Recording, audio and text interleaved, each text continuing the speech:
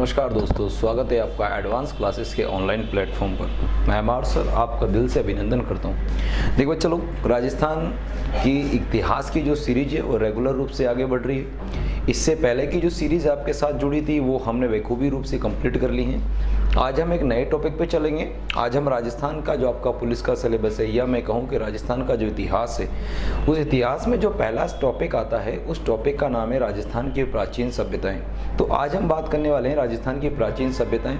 Objective questions होंगे, कुछ देर का टाइम मैं आपको दूंगा, आपको अपना आंसर टिक करना है, कमेंट बॉक्स में छोड़ना है। आफ्टर दैट आप उसका सॉल्यूशन भी करेंगे, क्या राइट आंसर होना चाहिए, क्या नहीं होना चाहिए। तो आज आपका टॉपिक है राजस्थान की प्राचीन सभ्यताएं। पहला क्वेश्चन आपके सामने बोर्ड पर ये रहा, बड़ी ध्यान से पढ़िएगा। पहला क्वेश्चन कहता है, प्राचीन संस्कृत साहित्य में किस सभ्यता को बहुधान्यदायक क्षेत्र कहा गया है। बड़ा अच्छा सा क्वेश्चन है। देखिएगा, संस्कृत साहित्य में एक ही ऐसा क्षेत्र है जिसे बच्चा लोग क्या कहा गया है, बहुधान्यदायक कहा गया है। तो संस्कृत साहित्य में एक क्षेत्र जिसका नाम है कालीबंगा। कौन सा बंगा? कालीबंगा। कालीबंगा के लिए ही बहुधान्यदायक शब्द का प्रयोग किया गया है, बहुधान्यदायक शब्द का प्रयोग किया गया है। नेक्स्ट क्वेश्चन पे चलते हैं। प्राचीन मत्स्य जनपद की राजधानी कौन सी है? देखो बच्चों लोग, इसमें आपने देखा होगा राजस्थान में 16 महाजनपद, राजस्थान क्या पूरे भारत में 16 महाजनपद थे, और उस 16 महाजनपद में से एक महाजनपद हमारे अंदर भी आता था, या हमारे राजस्थान राजपूताना में भी आता था। उसका नाम है मत्स्य। और मत्स्य महाजनपद की जो राजधानी हुआ करती थी ये विराटनगर थी। बिल्कुल आपका राइट आंसर है। नेक्स्ट क्वेश्चन की ओर मैं बढ़ता हूँ, आंसर दीजिएगा। क्वेश्चन का क्या आंसर हो सकता है? चलेगा, आंसर दीजिएगा। हल से जीते हुए खेत के निशान किस सभ्यता से प्राप्त होते हैं? बड़ा ही प्यारा और सहज क्वेश्चन है। हल से जुते हुए खेत के साक्ष्य। देखो चलो, हम एक सभ्यता की बात करते हैं जिस सभ्यता का नाम है कालीबंगा। कौन सी बंगा? कालीबंगा। कालीबंगा का शाब्दिक अर्थ होता है काले रंग की चूड़ियाँ। कैसे रंग की चूड़ियाँ? काले रंग की चूड़ियाँ। शाब्दिक अर्थ होता है काले रंग की चूड़ियाँ। अगर कालीबंगा की खोज की बात की जाए तो कालीबंगा की खोज करते हैं ए घोष, अमलानंद घोष। अमलानंद घोष ने इसकी खोज करी थी। बच्चा लोग, इसके उत्खनन का कार्य जो आगे बढ़ा, या उत्खनन के बारे में आपसे पूछा जाए तो एक तो आते हैं बीबीलाल। बीबीलाल, बीबीलाल, बीबीलाल का मतलब है ब्रजवासी लाल, ब्रजवासी लाल। और एक है बेटा बीके थापर।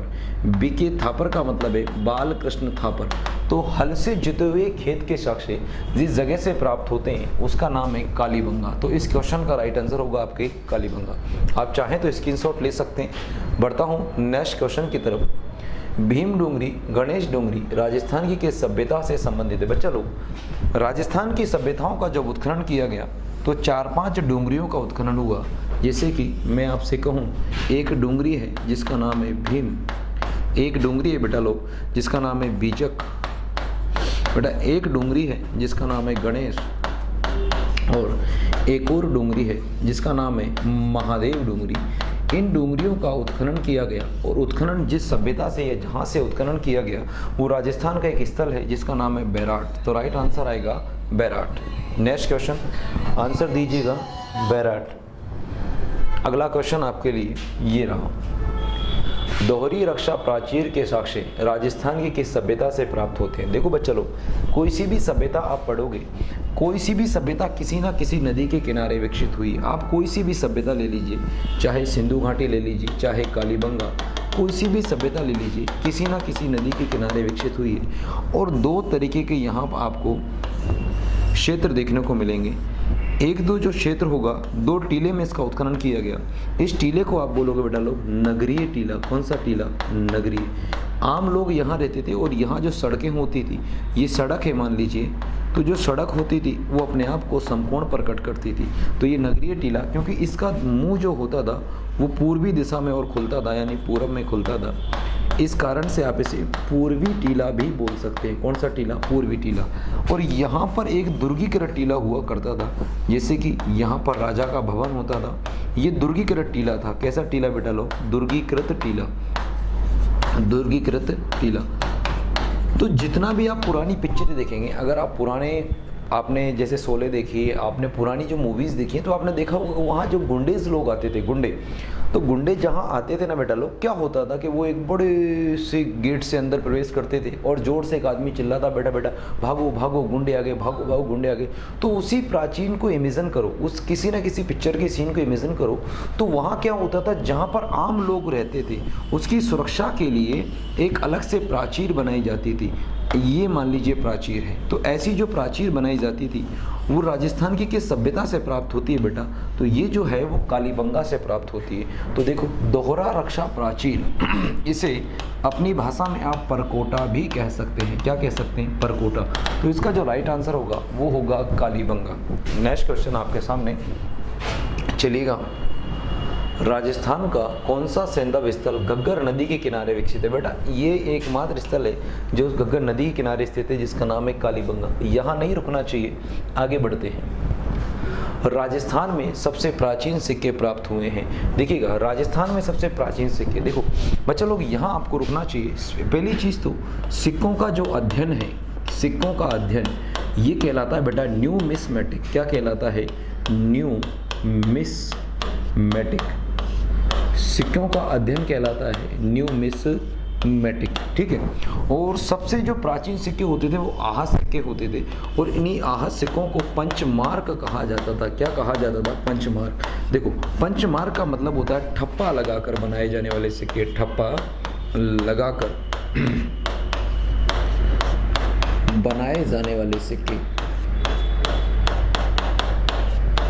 जैसे कि ऐसे 5 आकृतियाँ होती हैं, मान लीजिए ये सिक्का है, ये सिक्का है, ये सिक्का है, ये सिक्का है, ऐसे सिक्के बनाए जाते थे बेटा, और इनके ऊपर एक ठप्पा लगा दिया जाता था। क्या लगा दिया जाता? ठप्पा। अब देखो ठप्पा क्या क्या हो सकता है।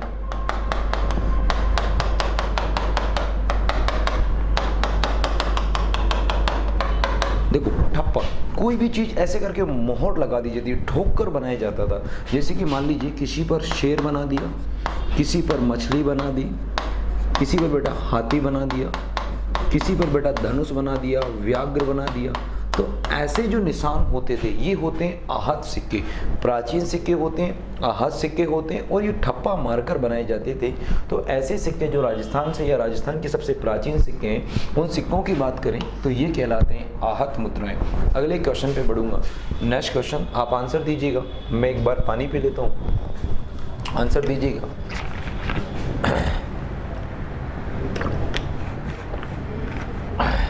बौद्ध धर्म से संबंधित पुरातात्विक अवशेष कहाँ से मिले? बेटा बौद्ध धर्म से संबंधित, बौद्ध धर्म से संबंधित पुरातात्विक अवशेष जो मिलेंगे बेटा ये अपने बैराट से मिलेंगे। देखो बैराट पे बात करें तो बैराट की खोज करें तो खोज करते हैं दयाराम साहनी। कौन से साहनी बेटा?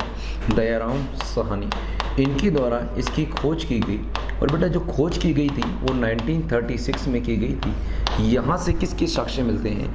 यहाँ से हमें बौद्ध धर्म के साक्ष्य मिलते हैं। बौद्ध धर्म के क्या मिलते हैं? साक्ष्य। जैसे कि बौद्ध धर्म का हमें एक स्तूप मिला है, जिसे हम ये कह सकते हैं कि बौद्ध धर्म का हमें मंदिर के साक्ष्य भी मिलते हैं। तो मंदिर के साक्ष्य मिलते हैं।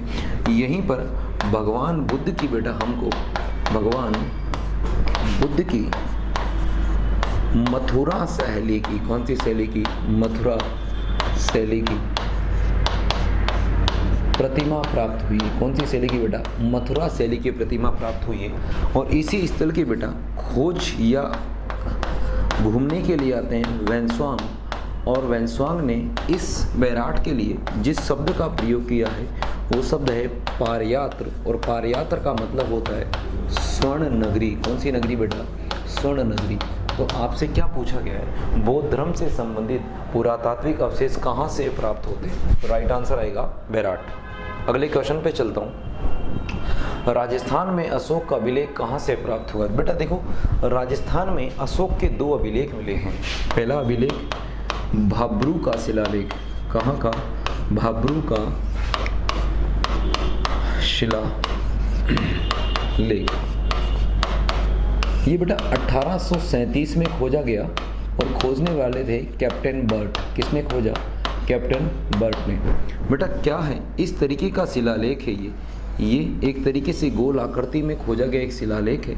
और इस शिलालेख की बात करें बेटा तो क्या है इसके ऊपर? इसके ऊपर बौद्ध धर्म के त्रिरत्न लिखे हुए हैं। कैसे रत्न? त्रिरत्न। यहाँ लिखा है बुद्ध, धम्म और संघ। बुद्ध, धम्म और संघ लिखा हुआ है। इसी शिलालेख से पता पड़ता है कि अशोक ने अपने राज्य में जीव हिंसा को प्रतिबंधित किया था, और इसी में अशोक के लिए जिस शब्द का प्रयोग किया गया है वो है मगध का राजा। कहाँ का राजा? मगध का राजा। ये जो शिलालेख है बेटा, ये ब्राह्मी लिपि में लिखा हुआ है। कौन सी लिपि? ब्राह्मी लिपि। ठीक है बेटा। और अगर भाषा पूछ ली जाए तो भाषा बेटा संस्कृत है। कहाँ है? संस्कृत। और अगर इस शिलालेख की वर्तमान में बात करें तो वर्तमान में कहाँ है? तो वर्तमान में 1840 में से ट्रांसफ़र किया गया और इसे रखा गया है एशियाटिक सोसाइटी ऑफ बंगाल। तो वर्तमान में ये एशियाटिक सोसाइटी ऑफ बंगाल में है और 1840 में ले गया। तो क्या क्वेश्चन था? राजस्थान में अशोक का विलेख कहाँ से प्राप्त हुआ है? तो राजस्थान में अशोक का विलेख कहाँ से प्राप्त हुआ है? आहड़ से नहीं, कालीबंगा से नहीं। राइट आंसर आएगा बैराट। तो राइट आंसर आपके लिए जो होगा वो होगा बैराट। बढ़े अगले क्वेश्चन पे। नेक्स्ट क्वेश्चन, पशुपालन के प्राचीनतम साक्ष्य कहाँ से प्राप्त होते हैं? पशुपालन के प्राचीनतम साक्ष्य कहाँ से प्राप्त होते हैं? बेटा आंसर आप दीजिएगा। सही आंसर क्या होना चाहिए? पशुपालन। देखो पशुपालन, अगर मैं बात करूं, आपके सामने एक कालखंड आता है जिसका नाम है पाषाण काल, और इस पाषाण काल को 3 अलग अलग भागों में बांटकर पढ़ा जाता है। एक तो होता है बेटा पुरा पाषाण। कैसा पाषाण? पुरा पाषाण। एक होता है बेटा मध्य पाषाण, मध्य पाषाण। और बेटा एक होता है नव पाषाण। कैसा पाषाण? नव पाषाण। बेटा यहाँ पर जो व्यक्ति हुआ करता था वो शिकारी था। क्या था बेटा? शिकारी। लेकिन यहाँ पर व्यक्ति में शिकारी के साथ साथ एक गुण और आ गया था, और वो यहाँ पर पशुपालक बन गया था। और यहाँ पर पशुपालन के बाद उसने जो सीखा वो कृषि था, और उसके बाद यहाँ पर वो बना स्थायी निवासी। कैसा निवासी? स्थायी निवासी। बेटा देखो, तो आपसे पूछा गया पशुपालन, तो राजस्थान का एक स्थल है जिसका नाम है बागोर। क्या नाम बेटा? बागोर। तो बागोर से हमें किसके साक्ष्य मिलते हैं? पशुपालन के साक्ष्य मिलते हैं। तो राइट आंसर तो होगा बेटा बागोर। थोड़ा और एक्सप्लेन करें अपन इस बागोर को, थोड़ा सा और लें। बेटा ये जो बागोर है इसकी खोज करते हैं या उत्खनन करते हैं V.N. मिश्र। पूरा नाम है वीरेंद्र नाथ मिश्र। और इसकी जो खुदाई है वो 3 स्तर पर हुई है बेटा। लोग कितने स्तर पर? 3 स्तर पर। जो पहला स्तर यहाँ से निकाला गया, तो पहला स्तर पर हमें आखेट से संबंधित सामग्री प्राप्त हुई। आखेट से संबंधित सामग्री से संबंधित, यानी आखेट से संबंधित शिकार कैसे किया जाता है, कैसे औजार होते हैं, इनसे संबंधित। सेकंड स्तर पर बेटा जब हमने इसकी खुदाई करी तो हमें पता पड़ा, यहाँ से हमें पशुपालन के साक्ष्य प्राप्त हुए। कौन से साक्ष्य? पशुपालन के।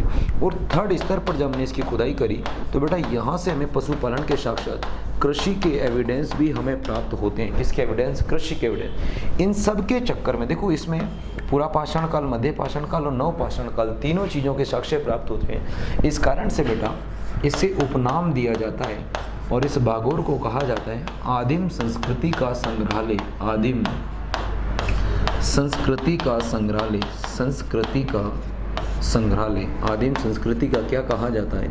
संग्रहालय कहा जाता है। आदिम संस्कृति का संग्रहालय। एक बार आप चाहें तो इसका स्क्रीनशॉट ले सकते हैं। आदिम संस्कृति का क्या कहा जाता है? संग्रहालय कहा जाता है। बेटा इसका एक और नाम है महासतियों का टीला। कहाँ का टीला है? महासतियों का टीला का टीला। ये भी इसी के लिए प्रयोग किया गया है। तो मैं एक बार छोटा कर देता हूँ, आप चाहें तो स्क्रीनशॉट ले सकते हैं। देखो पाषाण काल को 3 कालखंड में बांटा गया है। पूरा पाषाण काल, मध्य पाषाण काल, नव पाषाण काल। पूरा पाषाण काल में व्यक्ति शिकारी हुआ करता था।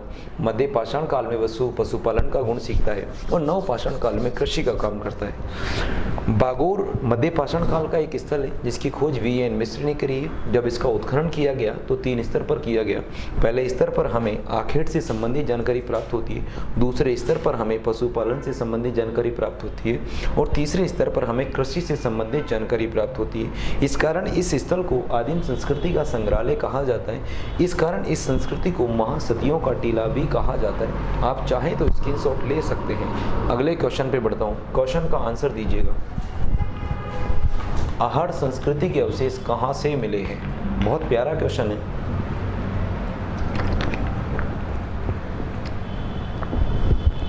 आहड़ संस्कृति का अवशेष बेटा देखो, गंगानगर तो होगा नहीं, जयपुर, क्योंकि जयपुर से तो बैराट है, गंगानगर से तो है नहीं। कालीबंगा की बात करें तो यहाँ से आपको मतलब हनुमानगढ़ से कौन सी बंगा है?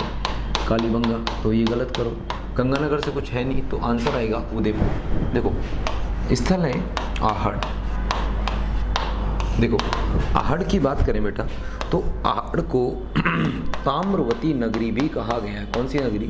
ताम्रवती नगरी। बेटा इसी को कहा जाता है बेटा बनास संस्कृति। कौन सी संस्कृति रे? बनास संस्कृति। देखना दो चीजें यहाँ पर देखना, अगर आपसे कहा गया ताम्रयुगीन सभ्यताओं की जननी, ताम्रयुगीन सभ्यताओं की जननी,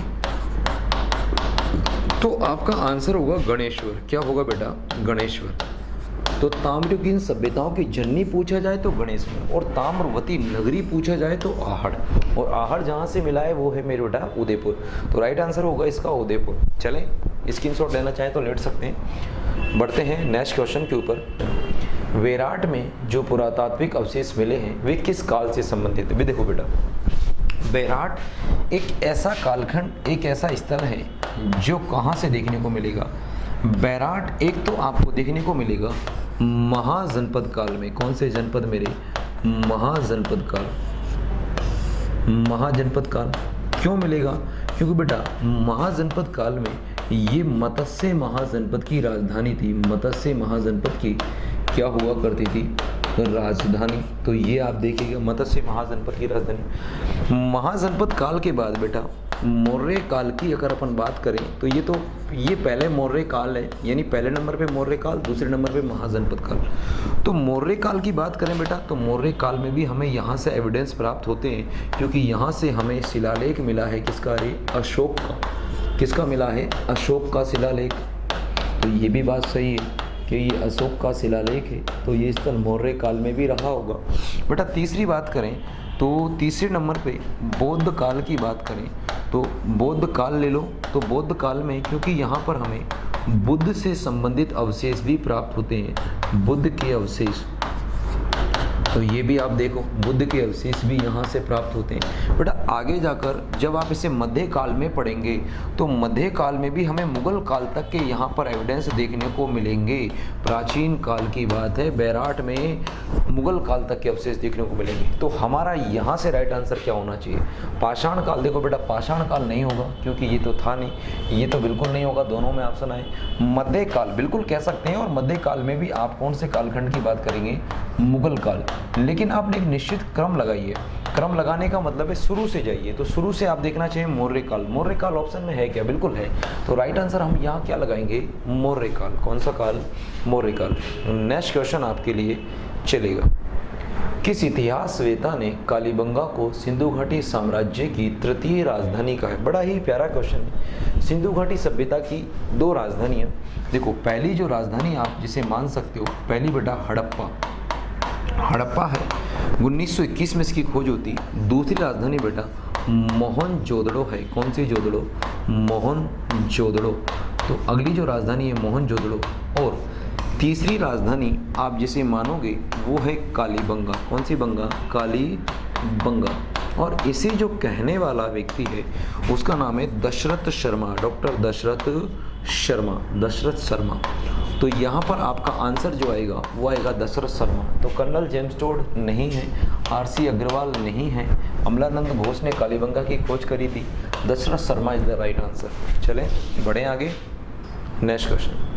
ताम्रयुग की सभ्यता से संबंध पुरानी नगरी ताम्रवती धूलकोट के अवशेष किस नगर से प्राप्त होते हैं? धूलकोट के अवशेष कहाँ से प्राप्त होते हैं? चलिएगा क्वेश्चन लगाइएगा। देखो इस सभ्यता की बात करें, मैंने अभी भी कहा था कि ये स्थल है, इसे आहड़ के नाम से जाना जाता है। किसके नाम से? आहड़। और इसकी जो खोज करता है उनका नाम है आरसी अग्रवाल, रतन चंद्र अग्रवाल। यहाँ पर उत्खनन हुआ और उत्खनन के समय राजस्थान सरकार ने भी अपने प्रतिनिधि भेजे थे और राजस्थान सरकार के 2 प्रतिनिधियों ने यहाँ पर उत्खनन किया है। बताओ कौन कौन सी? एक का नाम बेटा पीसी चक्रवर्ती। कौन सी वर्ती रे? पीसी चक्रवर्ती। और एक है बेटा विजय कुमार। कौन से कुमार? विजय कुमार। तो एक है पीसी चक्रवर्ती और एक है बेटा विजय कुमार। अच्छा और क्या देखें अपन? इसके उपनाम कई सारे हैं। उपनाम बेटा अब ये भी कहा कि पहली चीज़ तो जो आपसे पूछा जाएगा, इसे कहा जाता है ताम्र नगरी, फिर इसे ही कहा जाता है बनास संस्कृति। कौन सी संस्कृति? बनास संस्कृति। बेटा इसी की बात करें तो इसी को कहा जाता है अघाटपुर। कौन सा पुर बेटा? अघाटपुर। और इसी को बेटा एक और आप कह सकते हैं, इसी को कहा जाता है बेटा मृतकों का टीला। कहाँ का टीला रे? मृतकों का टीला। ये भी इसका उपनाम है बेटा। इसी को कहा जाता है धूलकोट। कौन सा कोट रे? धूलकोट। स्थानीय भाषा में इस टीले को जो नाम दिया गया था वो था धूलकोट। तो देखो आहड़ आरसी अग्रवाल के द्वारा खोजा गया स्थल है। राजस्थान के प्रतिनिधियों में पीसी चक्रवर्ती और विजय कुमार हैं। उपनाम ताम्रवती नगरी, उसके बाद में बनास संस्कृति, घाटपुर, और उसके बाद भी अगर देता मृतकों का टीला। और भी हैं उत्खनन करता, ऐसा नहीं है कि 2 ही हैं, और भी एक पूना यूनिवर्सिटी से और आए थे जिनका नाम है HD सांकलिया। तो यहाँ पर मैं लिख सकता हूँ उत्खनन करता HD सांकलिया, इनका भी नाम इससे जुड़ा हुआ है। और ये जिस यूनिवर्सिटी से यहाँ पर आए थे उत्खनन करने के लिए वो यूनिवर्सिटी थी पूना यूनिवर्सिटी। पूना यूनिवर्सिटी। तो ये भी आपको याद रखना है। हमारा क्वेश्चन है धूलकोट के अवशेष कहाँ से प्राप्त होते हैं? तो जिस शहर से प्राप्त होते हैं उसका नाम है उदयपुर। अच्छा समझ में आया? देखिए समझ में आना चाहिए। थम्स अप करें, लाइक करें, थम्स अप कर दीजिए फटाफट। ये चीज़ समझ में आई है नहीं है? पहले थम्स अप करें एक बार। बिल्कुल बिल्कुल रवि को थम्स अप, थम्स अप। चलिए नेक्स्ट क्वेश्चन पे बढ़ते हैं। अगले वाला क्वेश्चन, आहड़ संस्कृति का विकास हुआ है। देखो बेटा मेवाड़ क्षेत्र में। किस क्षेत्र में? मेवाड़ क्षेत्र में। क्योंकि आहड़ जिस क्षेत्र की बात करें तो उदयपुर, और उदयपुर में भी कौन सा क्षेत्र आ जाएगा? मेवाड़ क्षेत्र। राइट आंसर होगा ये वाला। अगला क्वेश्चन, राजस्थान का प्रसिद्ध हड़प्पा कालीन पुरास्थल कालीबंगा किस जिले में स्थित? बड़ा प्यारा और सहज क्वेश्चन, रुकना ही नहीं चाहिए। आगे बढ़ते चलो, आगे बढ़ो, पेपर को थोड़ा सा फोकस करो। विराटनगर, वर्तमान में बैराट सभ्यता किस जिले में स्थित? बेटा क्या टेंशन आ रही है? कोई तकलीफ है कि यहाँ रुकने की? क्या आपको लगता है मुझे यहाँ रुकना चाहिए? नहीं रुकना चाहिए। सिंपल है, हलवा है और हलवे के लिए रुका नहीं जाता। हलवे को मुंह में उठाया जाता है और गप से खाया जाता है, क्योंकि ना चबाने की जरूरत, ना आपको मसलने की जरूरत, डायरेक्ट खाने की जरूरत है। बस इतना ध्यान रखना, गरम गरम नहीं खाना, समझ के खाना, थोड़ा ठंडा करके खाना। तो देख लो बेटा, तो जयपुर इसके लिए राइट आंसर आएगा। चलो अगले क्वेश्चन पे चलते हैं। सिंधु घाटी सभ्यता के अवशेष राजस्थान में कहां से प्राप्त हुए? बेटा देखो सिंधु घाटी सभ्यता, थोड़ा सा मैं नया पेज लेता हूं आपके सामने। यहाँ पर अगर हम थोड़ा सा अगर भारत की बात करें, 1 मिनट रुकिएगा, चलो नेट नहीं चल रहा है, फिर भी कोशिश करूँगा। मैं थोड़ा सा इसका टीचर हूँ नहीं, तो फिर भी अपन एक बार बनाने की कोशिश कर ही लेते हैं, अगर अपन से बनता है तो।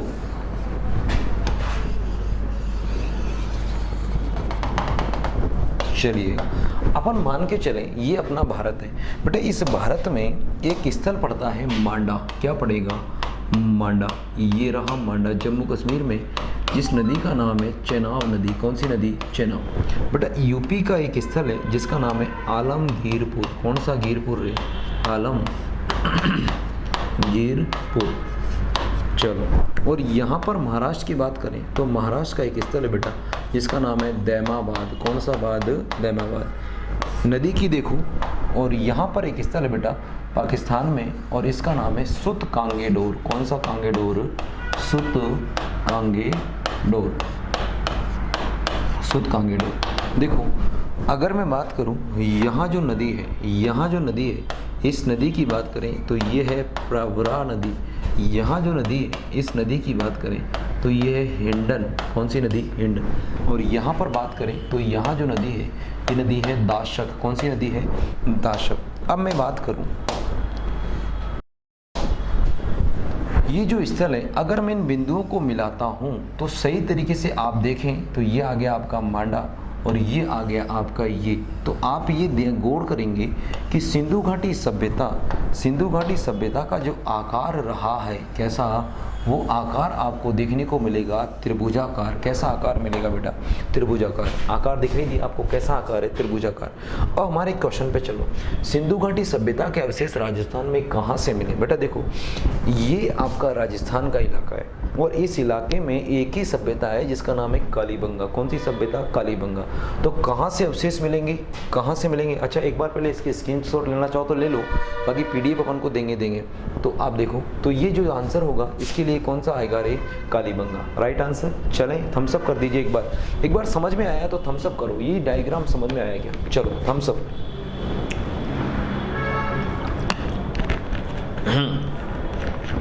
करेक्ट आ गया। चलो फिर बढ़ूँ मैं आगे? बढ़ूँ क्या? चलो बढ़ जाता हूँ।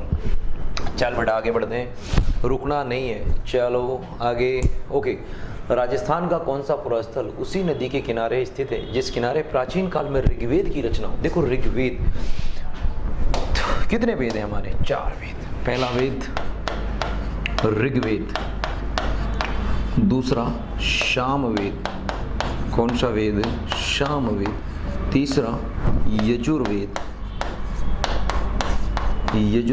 चौथा अथर्ववेद। कौन सा वेद? अथर्ववेद। और ये जिस नदी के किनारे लिखा गया उस नदी का नाम है सरस्वती नदी। सरस्वती नदी। अब सरस्वती नदी की बात करें तो हमारा ऐसा कौन सा स्थल है जो सरस्वती नदी किनारे रहा? आहड़। बेटा ये तो आयड़ नदी के किनारे है। आयड़, कोई आप बेड़च बोल दो तो ये बेड़च नदी के किनारे, ये तो नहीं है, ठीक है। और गणेश्वर की बात करें तो बेटा ये तो कांतली नदी के किनारे है, तो ये भी नहीं है।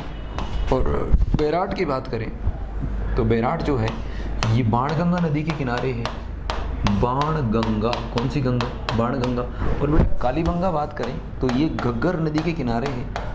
और घग्गर नदी को ही प्राचीन काल में कौन सी नदी के नाम जाना जाता? सरस्वती। कौन सी नदी रे? सरस्वती। तो आपका राइट आंसर क्या होना चाहिए? राइट आंसर होगा बेटा कालीबंगा। कौन सी बंगा? कालीबंगा। समझ में आया? बढ़ जाऊं फिर आगे? चलो बढ़ना चाहिए। कालीबंगा की खोज 1951 में किसने की थी? बेटा अभी भी बताए थे। यहाँ रुकना चाहिए मुझे? नहीं रुकना चाहिए। अमलानंद घोष पहला ऑप्शन और दूसरे BB लाल और BK थापर। तो देखो 1951, BB लाल और BK थापर, तो ये आ गया अमलानंद घोष। नेक्स्ट क्वेश्चन, गणेश्वर सभ्यता किस नदी से स्थित है? देखो गणेश्वर सभ्यता जिस नदी से स्थित है अभी भी बताया, कांतली नदी। कौन सी नदी रे? कांतली नदी। कांतली नदी नीम का थाना सीकर। कहाँ की बात करूँगा? नीम का थाना सीकर, यहाँ से निकला है। इस सभ्यता की बात करें या गणेश्वर सभ्यता की बात करें तो बेटा 99% तांबा है। जितने भी उपकरण हैं उन सब में कितना परसेंट तांबा है? 99% तांबा। कहने का मतलब है इस कारण से गणेश्वर को कहा जाता है ताम्रयुगीन सभ्यताओं की जननी। ताम्रयुगीन सभ्यताओं की जननी। ताम्रयुगीन सभ्यताओं की जननी। चलो राइट आंसर ठोको, क्या आना चाहिए? गणेश्वर सभ्यता का संबंध किस नदी से? तो कांतली नदी इज द राइट आंसर। चलें बढ़े आगे। ओके, राजस्थान के किस जिले में पूर्व हड़प्पा सभ्यता के व्यापक अवशेष मिले? बेटा पूर्व हड़प्पा का मतलब क्या हुआ? एक तो हड़प्पा है और हड़प्पा से पहले के। तो हड़प्पा से पहले का मतलब है कहाँ पर? आपने राजस्थान में एक ही स्थल है, सोचने की जरूरत ही नहीं है। राजस्थान में हड़प्पा से एक ही स्थल है जिसका नाम है कालीबंगा। और कालीबंगा कहाँ मिलेगा? हनुमानगढ़ में। खत्म, कोई दिक्कत नहीं है। चलो आगे। प्रोफेसर HD सांकलिया के निर्देशन में जिस सभ्यता का उत्खनन हुआ वो कौन सी सभ्यता है? बताओ। क्या आप इसका आंसर नहीं दे सकते मुझे? क्या आप इसका आंसर नहीं दे सकते मुझे? अरे मैंने ही बताया ना बेटा। देखो ये एक स्थल है, खोज RC अग्रवाल। कौन करता है? आरसी अग्रवाल। चलो और बताओ, उत्खनन में एक विशेष व्यक्ति का नाम याद रखेंगे अपन, HD सांकलिया। कहाँ के थे बेटा? पूना विश्वविद्यालय। कहाँ से आए थे? पूना विश्वविद्यालय। कोई दिक्कत? नो प्रॉब्लम, पूना विश्वविद्यालय। और राजस्थान सरकार की तरफ से 2 व्यक्तियों के नाम बताओ कौन कौन? PC चक्रवर्ती, एक और कौन है? विजय कुमार। कौन सा कुमार? विजय कुमार। अब बताओ, क्या आप इसका राइट आंसर नहीं निकाल सकते? क्या दिक्कत आ रही है? ये लो आहड़, चले समझ में आया? चलो बढ़ जाए फिर आगे अगले क्वेश्चन की ओर। ओके, बैराट में किस सभ्यता के अवशेष प्राप्त हुए? देखो बेटा, अभी भी मैं पूरा डिस्कस कर चुका हूँ बैराट के बारे में, और बैराट में आपको महाजनपद काल की, आपको मौर्य काल की, आपको मौर्य काल से आगे बढ़ोगे बुद्ध काल की, आपको आगे बढ़ोगे तो मुगल काल तक के एविडेंस बैराट से मिलते हैं। मुगल काल सबसे एंड में आ जाता है, इसलिए हम उसको अभी कंसीडर नहीं कर रहे हैं। देखो मध्य पाषाण काल, तो मध्य पाषाण काल के स्थल तो कहाँ से मिलते हैं रे? बागोर से। तो ये हो गया बागोर। अच्छा, ये हड़प्पा, तो हड़प्पा का स्थल कहाँ से मिलेगा? कालीबंगा। तो ये भी नहीं होगा। अब बचा मौर्य काल। तो मौर्य काल बैराट में कहाँ से मिलेंगे? मौर्य काल से। क्या मिला सर ऐसा जो आपने कहा? अशोक का शिलालेख। कौन सा शिलालेख सर? भाब्रू का शिलालेख, भाब्रू का। चलो कोई दिक्कत नहीं है, आगे बढ़ते हैं। चलो बढ़ते हैं आगे। आहड़ सभ्यता स्थित है। बेटा सोचो समझो और आंसर दो। मैं इसका आंसर आपसे चाहता हूँ। चलो जब तक मैं कमेंट पढ़ता हूँ। आंसर बी दे रहे हैं आप लोग, सोच के देखो बी है या कुछ और है। अच्छा सी भी आ रहा है, वाह।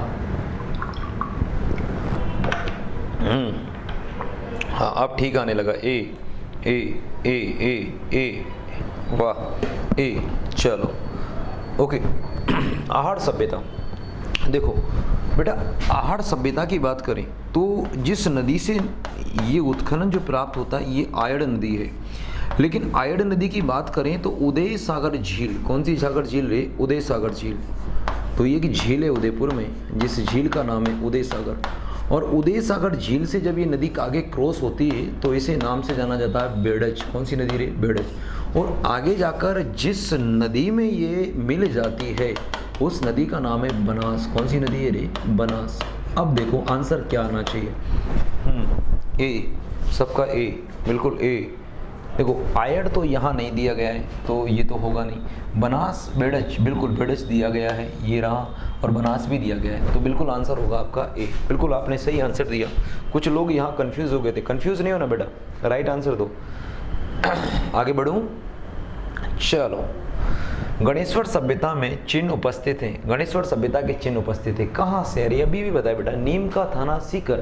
कौन सा थाना रे? नीम का थाना सीकर। तो फिर रुकने की क्या जरूरत है? चाल बढ़ जा, हलवा खा, गटक ले मेरे भाई। और जब गटक जाएगा तो आंसर से तुझे बिल्कुल आगे बढ़ना ही है। आगे आंसर लगाइए, आंसर लगाओ। चलो देखो क्या हो सकता है, क्या हो सकता है इसका आंसर? आंसर दो आप। मैं पढ़ता हूँ, किस स्थान पर सिंधु घाटी सभ्यता से संबंधित विख्यात वृषभ की मुद्रा प्राप्त हुई? बड़ा शानदार आंसर है, वृषभ की मुद्रा। क्या आंसर होना चाहिए? वृषभ की मुद्रा। सिंधु घाटी सभ्यता से संबंध विख्यात वृषभ की मुद्रा प्राप्त हुई। बेटा सिंधु घाटी सभ्यता और सिंधु घाटी सभ्यता से संबंधित, सिंधु घाटी सभ्यता, सोचने की जरूरत है एक शब्द, सिंधु घाटी सभ्यता। और सिंधु घाटी सभ्यता का राजस्थान में एकमात्र स्थल है जिसका नाम है कालीबंगा। तो बेटा हड़प्पा, हड़प्पा तो राजस्थान में है नहीं, ठीक है, और गुरारा ये भी सीकर का है, और कालीबंगा, राइट आंसर आएगा कालीबंगा। बेटा आहड़ से भी एक वृषभ की मुद्रा प्राप्त हुई है जिसे इतिहासकारों ने नाम दिया है बनाशियल बुल। कौन सा बुल? बनाशियल बुल। तो ये आहड़ से भी मिली है बनाशियल बुल की। लेकिन एक बात याद रखो, शब्द आया है सिंधु घाटी सभ्यता, दिमाग को खोल के पढ़ना है, समझना है, सिंधु घाटी सभ्यता से संबंधित। तो राजस्थान का एक स्थल है जिसका नाम क्या है बेटा? कालीबंगा। तो राइट आंसर आएगा कालीबंगा। अगला क्वेश्चन, अगला क्वेश्चन पढ़ो। पूर्व वैदिक काल सभ्यता का ज्ञान किस वेद से होता है? बेटा पूर्व वैदिक काल सभ्यता का ज्ञान किस वेद से होता है? आंसर लगाओ। बिल्कुल, क्या आंसर आना चाहिए? बिल्कुल राइट आंसर आ रहा है आपका, सबका राइट आंसर। कि मिलेगी परिंदों को मंजिल, ये उनके पर बोलते हैं। मिलेगी परिंदों को मंजिल, ये उनके पर बोलते हैं। और कुछ लोग खामोश होते हैं लेकिन उनके हुनर बोलते हैं। क्या बोलते हैं बेटा? हुनर बोलते हैं। बहुत ही शानदार कोटेशन आपका, बहुत शानदार, सलूट है मेरे भाई तेरे को, बहुत शानदार। पूर्व वैदिक काल सभ्यता का ज्ञान किस वेद से होता है? बेटा देखो, सामवेद, यजुर्वेद और अथर्ववेद ये सब बाद के वेद हैं। पूर्व वैदिक सभ्यता से पूछे जाएंगे तो ये सब एक ही घटना आएगी जिसका नाम है ऋग्वेद। कौन सा वेद रे? ऋग्वेद। तो आंसर होगा यहाँ पर ऋग्वेद। आगे बढ़ो। कालीबंगा सभ्यता की खोज किस वर्ष में हुई थी? बेटा देखो, ये तो वैसे ही गलत है। 1856 कोई हुआ नहीं है। देखो, हमारे भारत में पुरातत्व विभाग की स्थापना 1861 में होती है और करने वाले व्यक्ति थे कनिंघम। क्या नाम बेटा? Cunningham, Alexander Cunningham. कौन सा विभाग? भारतीय पुरातत्व विभाग, पुरातत्व विभाग। तो ये स्थापना भारतीय पुरातत्व विभाग की होती है और इसका जो पुनर्गठन होता है, पुनर्गठन होता है 1902 में। और किसके द्वारा किया गया? तो यहाँ पर है लॉर्ड कर्जन। कौन से कर्जन? Lord Curzon. और लॉर्ड कर्जन ने इस विभाग के जो निदेशक नियुक्त किए, निदेशक, उनका नाम है जॉन मार्शल। कौन से मार्शल? John Marshall. अब जॉन मार्शल को जब निदेशक नियुक्त किया है 1902 में, तो इसके बाद ही तो उत्खनन होगा, इसके बाद ही तो खोज होगी। तो 1856 तो होगा ही नहीं, 1876 कोई नहीं है, 1874 कोई नहीं है। उत्खनन का जो कार्य स्टार्ट हुआ 1902 के बाद हुआ। और कालीबंगा तो आप जानते हैं 1952 और 53। कौन सा? 1952 और 53। राइट आंसर होगा डी। चले बड़े, ओके।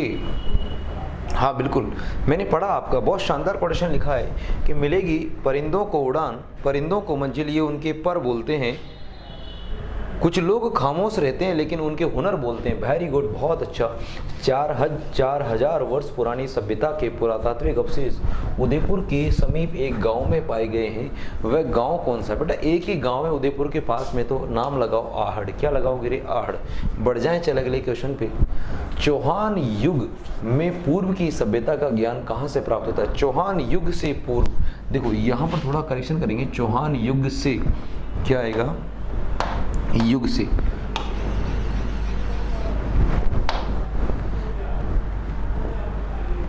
चौहान युग से।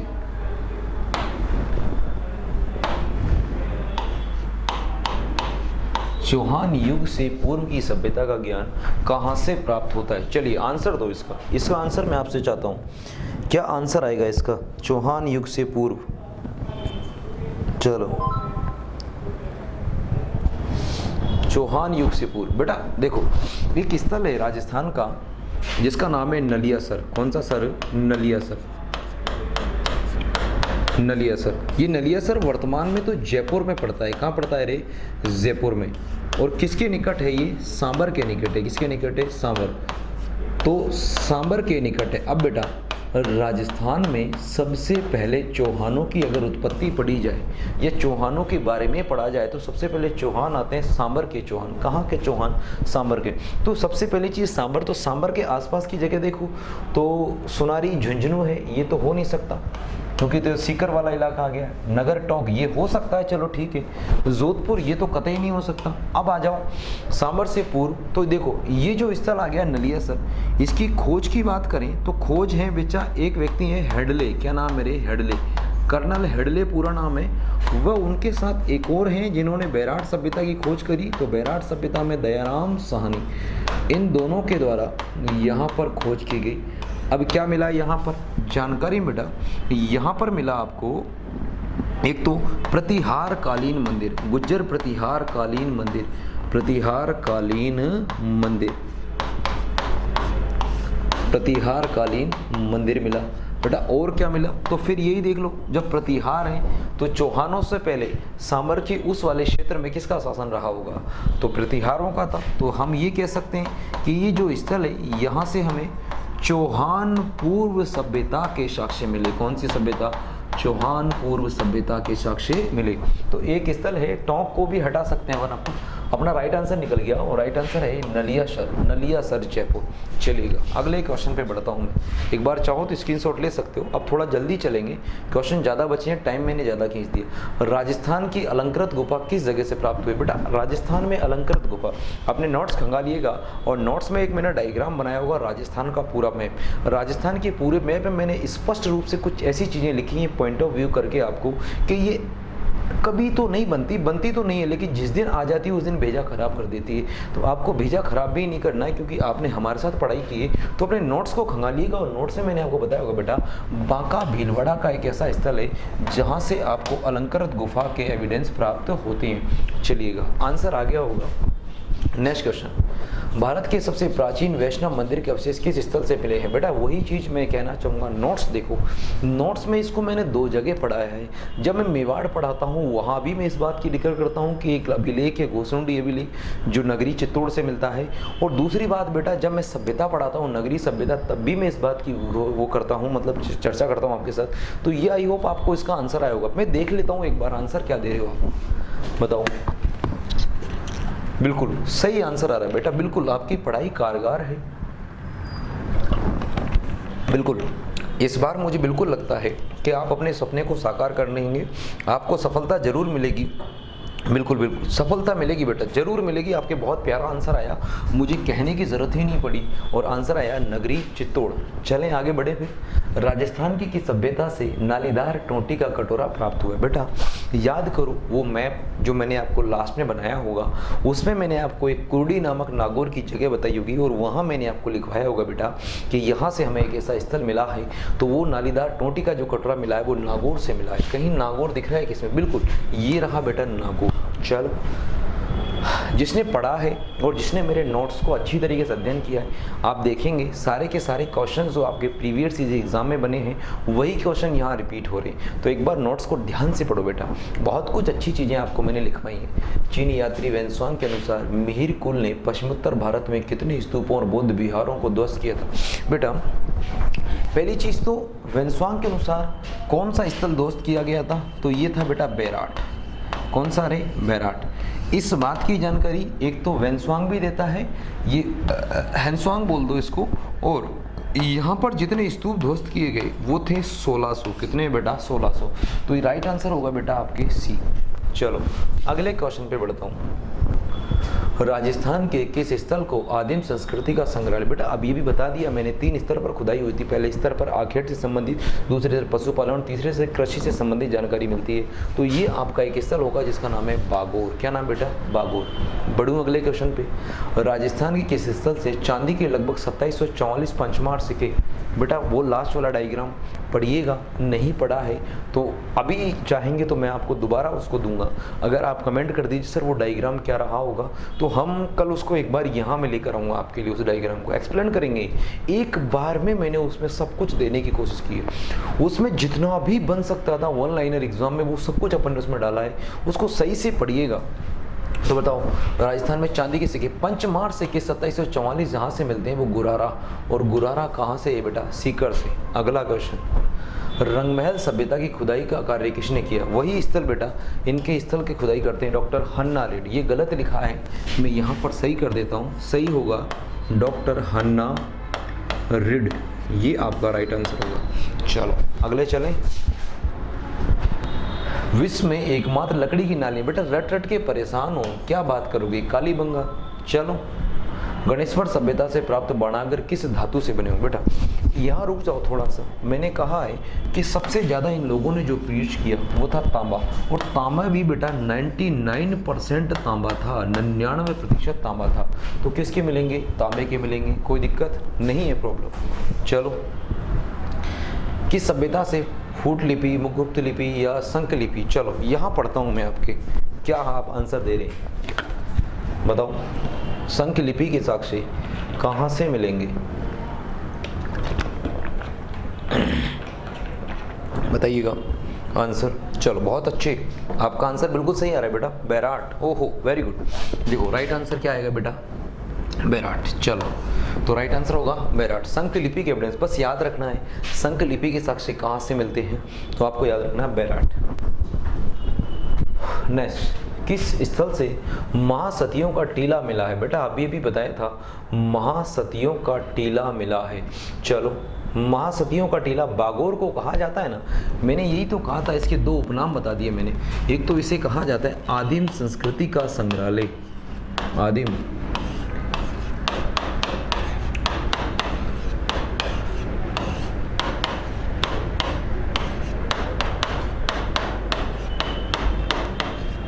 संग्रहालय, और इसे एक और कहा जाता है महासतियों का टीला।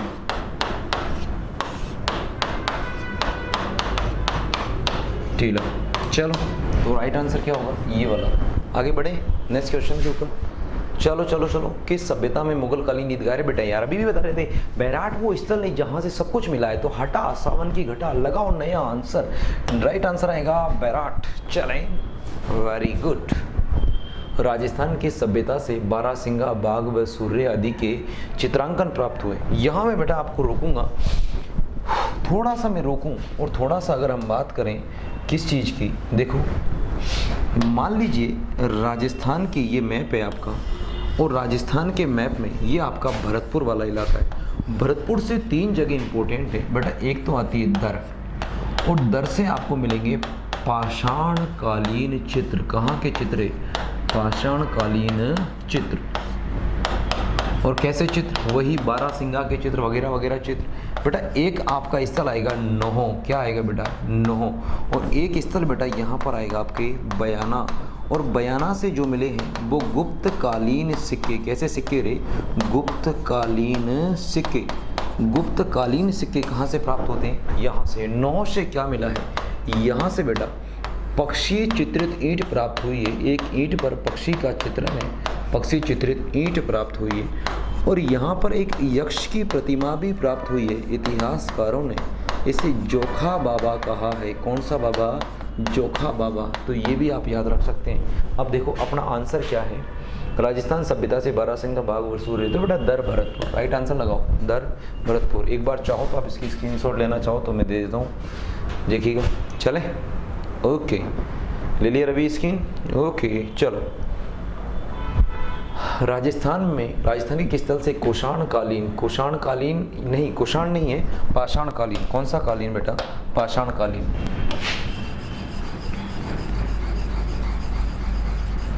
पाषाण कालीन।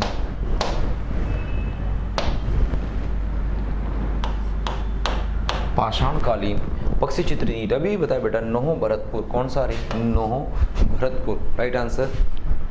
चले, बीजक, गणेश, भीमली, महादेव की पहाड़ियाँ। बैराट से बेटा कई बार क्वेश्चन रिपीट हुआ, आंसर बिल्कुल बैराट।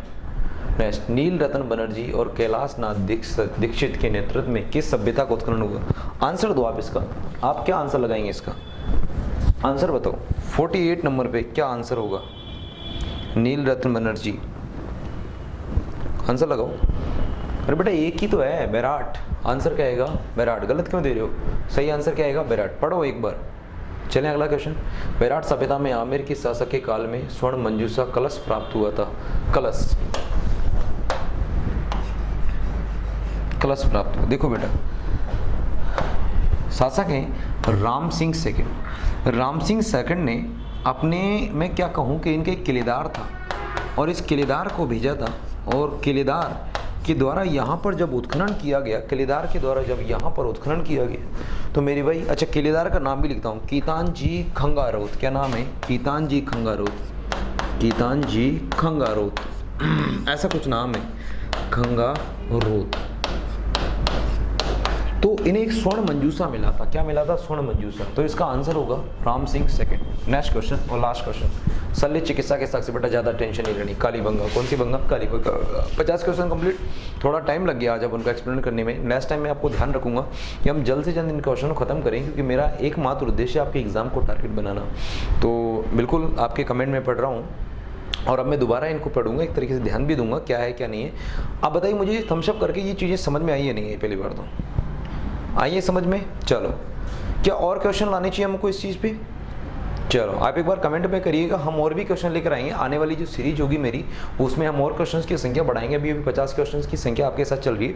नेक्स्ट जो सीरीज लेने वाले हैं अपन, जो एग्जाम को टारगेट करती हुई आगे बढ़ेगी, तो उसमें भी कुछ और भी क्वेश्चन हम लेके साथ में चलेंगे। तो आज के लिए इतना ही, चले तो पढ़ते रहिएगा। देखिएगा घर पे जाइएगा, सर्दी का मौसम है, ज़्यादा कुछ नहीं करना है, चुपचाप से अपनी किताब या नोट्स लेने हैं, रजाई में घुस जाना है और रजाई में घुसकर माता पिता का आशीर्वाद लेते हुए, भगवान को याद करते हुए आराम से पढ़िएगा, शांति से पढ़िएगा और एक कोने में चिपक के पढ़िए, अपने बिस्तर पे लेट के पढ़िए, आराम से पढ़िए।